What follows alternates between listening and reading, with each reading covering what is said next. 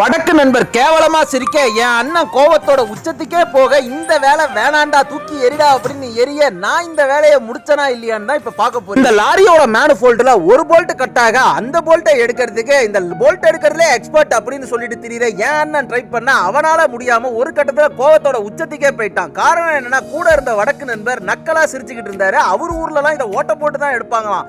நான் என்ன பண்ணிட்டேன் அப்படின்னா இதை நான் எடுக்கிறேன்னு சொல்லி சேலஞ்சா உட்கார்ந்தேன். ஏன்னா என் அண்ணனாலே எடுக்க முடியலன்னா நான் எடுத்தனா அது ஒரு கெத்து தானே. சோ கேஸ் கட்டிங்கை வச்சு பழுக்க ஹீட் பண்ணி அந்த போல்ட்டை அனலிங் மெத்தட்ல லூஸ் பண்ண ஆரம்பிச்சாங்க. இதுல ஒரு ஹைலைட் காமெடியே என்னன்னா நம்ம அண்ணன் ஆல்ரெடி அதை லைட்டா லூஸ் பண்ணி வச்சுட்டு போயிருந்திருக்கான். அது அவனுக்கே தெரியல. இது எனக்கு ஒரு பிளஸ் பாயிண்டா அமைய நான் என்ன பண்ணிட்டேன் கொஞ்சமா அந்த போல்ட்டை லூஸ் பண்ணி இப்ப அசைக்க ஆரம்பிச்சிட்டேன். இதெல்லாம் பொறுமையா பார்த்த வடக்கு நண்பர் மூஞ்சில ஈ ஆடாம அவரு ஒரு ஓரம் போய் உட்கார நான் இப்ப என் அண்ணனை கூப்பிட்டு எப்படா என் வேலை திறமை அப்படின்னு பார்க்க அவனும் ஒரு ஓரமா கோவமா தான் பார்த்துக்கிட்டு இருந்தான். மொத்தமா 5 டைம் மெனக்கட்டு அந்த போல்ட்டை கொஞ்சமா அசைச்சு இப்ப எடுக்க ஆரம்பிச்சுட்டேன். இந்த போல்ட்டை எடுக்கும்போது முக்கியமான விஷயம் அது கேஸ்ட் அயர்ன் பாடி அப்படிங்கறதுனால சீக்கிரமாவே வீணா போயிடும். அது வீணா போகாம எடுக்கணும். வேலைகள் போட்டுருந்தா சப்ஸ்கிரைப் பண்ணி அப்படியே ஃபாலோ பண்ணிடுங்க. நன்றி.